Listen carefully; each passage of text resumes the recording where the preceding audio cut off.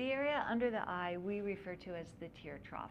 And I have patients come in and they'll say, oh my gosh, I've had these circles under my eyes since I was a kid. My dad has them, my brother has them, and what can I do? And we see some different things in this area. We see structural concern where the bony orbit is large and the eye might sit back a little bit and you really just have a volume deficit based on your anatomy. We see aging where the skin has become crepey and wrinkled and has lost its vitality and needs a little bit of lifting. And we also see fat bags that can develop.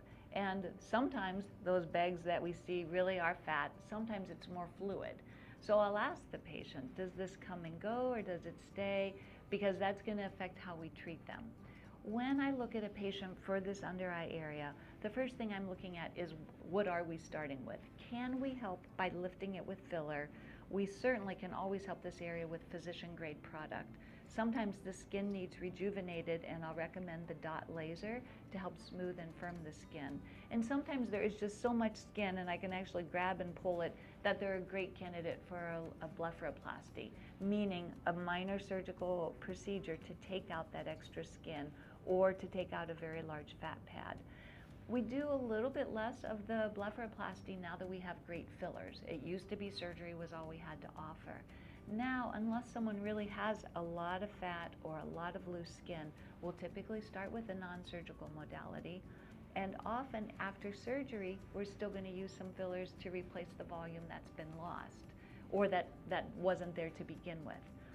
People seem a little freaky about filler around the eyes, and I understand that, and I explain right away, we are injecting onto this bony orbit of the eye. We are not injecting into the soft eyeball orbit. So we're really not going into the eye, we're going onto the bone that is the lower margin of the eye. And it's usually 1 or 2 needle sticks, which have very little discomfort, and most patients will say, well, that just wasn't bad at all. So it's a little stick, very slow injection of filler, which lifts the skin, and then we massage it into the contour under the eye. We typically will start with 1 syringe on each side, bring the patient back at 2 weeks always. I want to see how are you doing, what worries have you had, did you have any difficulties? And frequently at that point they'll say, wow, it looks so much better. Can we get it a little bit more improved? And the answer is yes, we can always build and put a little bit more filler in. Some patients, 1 is going to do nicely, others can take really up to 3 syringes per side. And this is just based on their anatomy. And once in a while we'll see asymmetry where one side looks different than the other. And if there is a fat pad, I'm going to carefully inject around it so that we get the nice lift, but we're not accentuating that fullness. One of the worries that patients will have is that they'll see or feel the filler after I inject it. And initially, as we were injecting, we were going a little more superficial. Our technique in our office is to place it deeper under the tissue that you could actually grab. So it's a little bit like putting a pillow underneath all of your bed covers instead of putting a pillow over just the thin covering. It's deep enough that everything is lifting and you're not seeing the product at all. The products that we use will last 1 to 2 years, and it's not unusual once we reach your optimal fullness and level of correction for it to last much longer. So after I've injected and we've given you some ice, what I recommend is that you do some icing off and on over the rest of the day, 10 minutes at a time. If you're at work, just at your break. If you get home, 10 minutes every hour. I do recommend avoiding salty foods for a couple of days, and if you're worried about swelling, sleep a little bit propped up, because when we lay flat, the hydrostatic pressure makes you more likely to get puffy or swollen.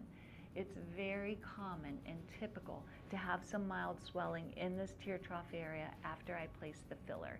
It shouldn't be anything that keeps you home, but you might need to say, oh, my sinuses or my allergies are bothering me, because it'll feel and look a little bit puffy.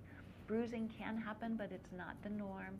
If you get a bruise, it will go away quickly because it should be superficial, and you can cover it with makeup.